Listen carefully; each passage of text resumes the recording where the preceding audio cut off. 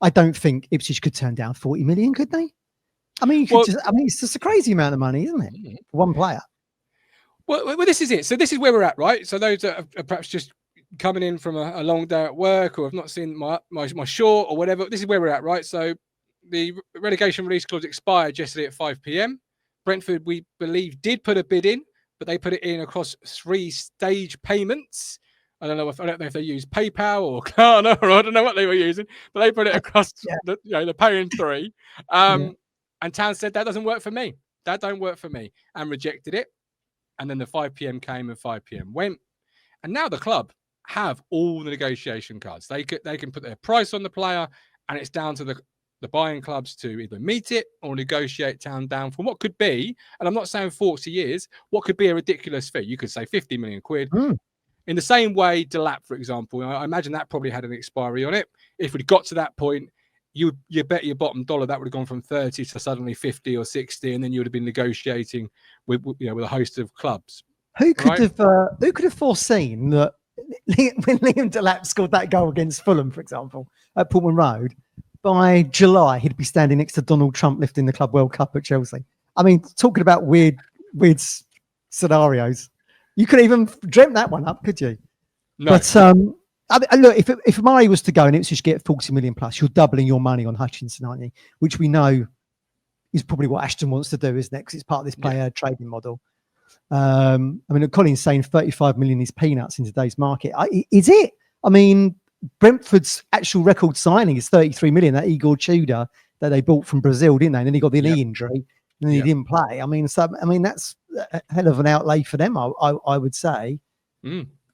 33 is their record signing. And I've been saying that all summer long, that you're asking clubs to break their record signing. So I'm really surprised that Brentford did it, because I didn't anticipate anybody really going for the 35 release clause. They did. Obviously, the payment terms, the payment plan, whatever, wasn't quite right for the football club, and gave us the room to say no. Brilliant that we've said no, because as we said, tongue in cheek, a lot of times we would have just said, yeah, okay, no problem, and taken that 35 or whatever was the upfront fee down to the bank and cashed it and sent him on his merry way to Brentford. But we didn't. We stood firm, and now it's at 40 million. That's what the report I was reading today. I did link it in the video earlier. The journalist's name escaped me. I think his name's Sam from Standard Sport. Oh, from in Standard, was it? I can't remember quite where it was. It's in my video from earlier. But it's at 40 million, apparently. So, Ipswich now hold the cards, don't they? It's whether or not they feel like they can keep Omari Hutchinson because he's under contract and there's no relegation clause there to force our hand, or we look at it and go, brilliant, we can take 40, 45, whatever it might be, and invest it in the side with this striker, with the next Omari Hutchinson, wherever it might be. I mean, we're a bit of a win-win. We'll either be quids in, or Omari will stay and hopefully have the season like he had when we got promoted the first time round. So I think it's a win-win for Ipswich. I think as Ipswich fans, and as Colin's probably alluding to there, we want him to stay really because he's a pivotal player. We've seen what he's done at the Euros, and we know he can be that maverick, creative player. That's just, a level above the Championship skill set really.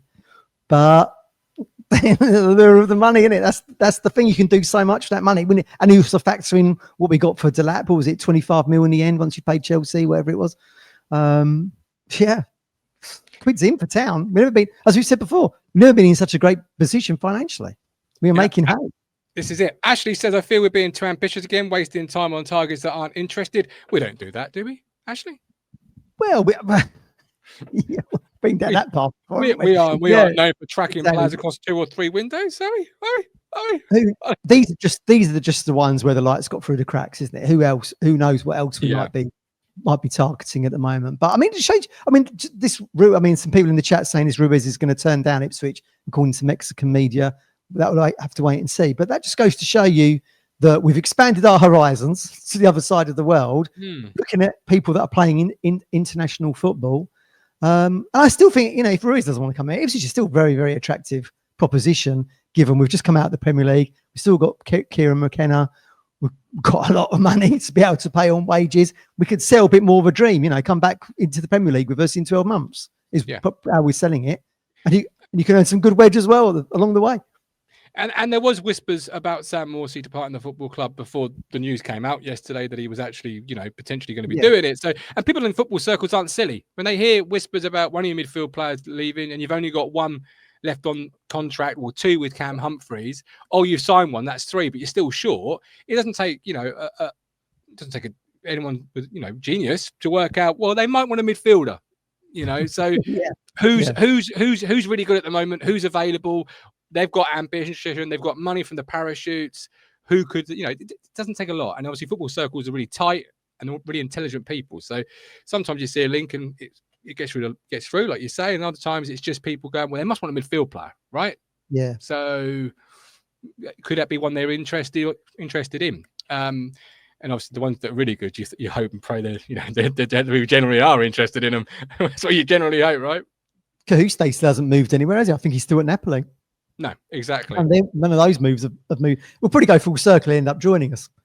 Probably, yeah. I think it will please a lot of people. That would please a lot of people, I think. Oh, it pleased me, without a shadow of a doubt. Beard's been here for 13 months, a YouTube member for 13 months. Beard, we appreciate you, not just for the 13 months, but also for being a big part of our Discord server. Of course, he's a mod there as well. Keeps the law, does Beard. I say keeps the law. It polices itself, really. But, Beard. This is it. So I've got a question from the chat.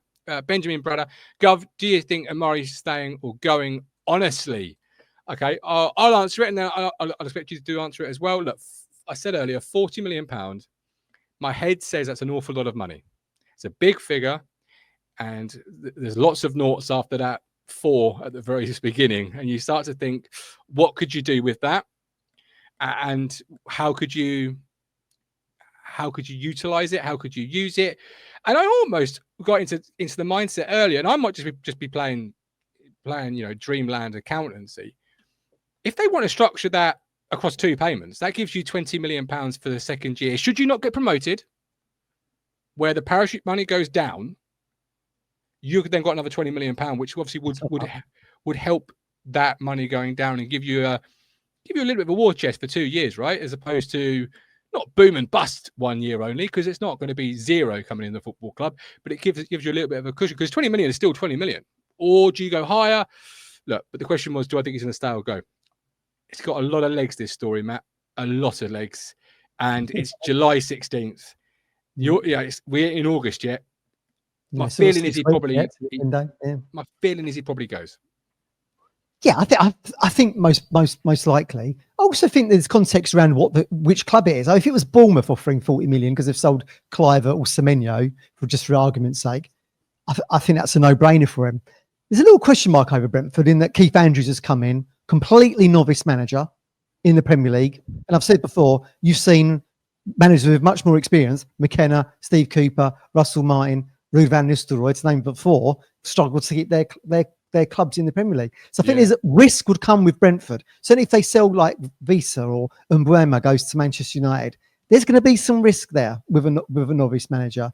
So maybe that's something to factor in. But if a club is willing to pay 45 million for Omari Hutchinson and you think he's going to be playing week in, week out in the Premier League, it's whether or not he feels like he's going to be in a mid-table battle, pushing for Europe, or going to be in a relegation battle.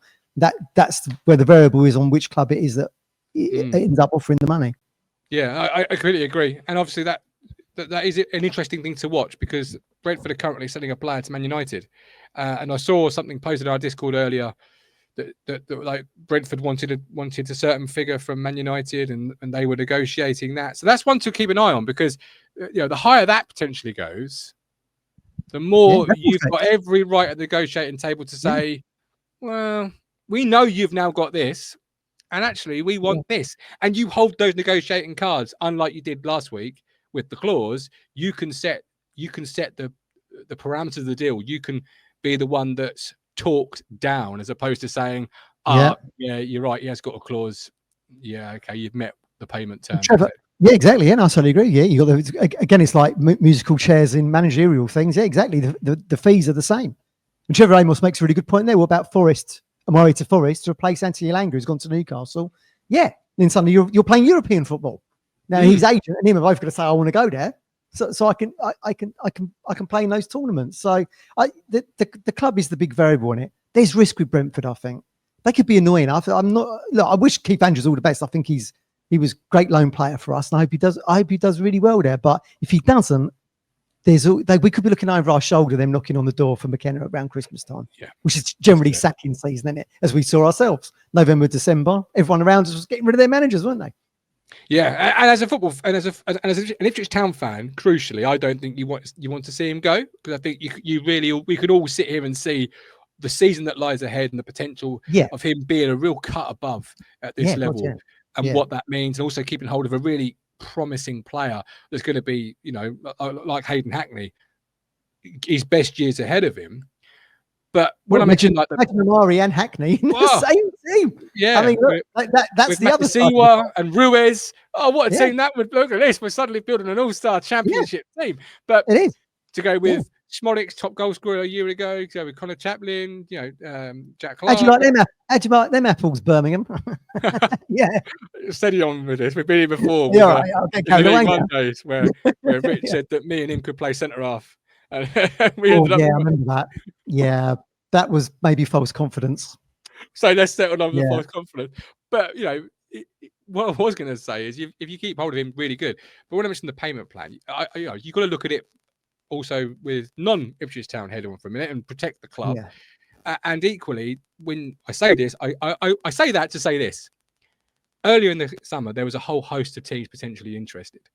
The best thing, if we are going to lose him, is that Brentford's 35 has alerted 2-3 other clubs in that list that wanted him, and suddenly you get a feeding frenzy of transfer bids, because people now know there's a team definitely interested. We have to get in there quick, and that's when you can start to play the phones, start to play them off against each other. Oh, well, I think they're going to come back with an increased bid. So what you got? Oh, okay, in that case, and you can start to drive that fee up. Just like bargaining up with David Dickinson, you can just start to drive it up. I totally agree with you. I would be surprised if Borussia Dortmund from the Bundesliga don't come knocking, given their history of English youngsters, both Bellinghams, Jadon Sancho, this Jamie Gittins who's just left to come to Chelsea. So they might see Omari there, and they'll pay the money that we want. So we'll see. But I think, taking the money out of the equation and you start building this side together, like a Hutchinson and Hackney in there together, I mean, suddenly it becomes like Harlem Globetrotters in the Championship, doesn't it? I mean, it's like a dream scenario. Okay, don't forget we are partnered with the East Anglian Air Ambulance. If you want to help save lives and have the chance to win £1,000 every week, play the East Anglian Air Ambulance lottery. By playing from just £1 each week, you are helping to keep their yellow helicopters flying. The East Anglian Air Ambulance lottery creates 18 winners every week, with prizes ranging from £50 to £1,000, over 18s only. T&Cs apply. And please, whatever you do, as I always say, gamble responsibly.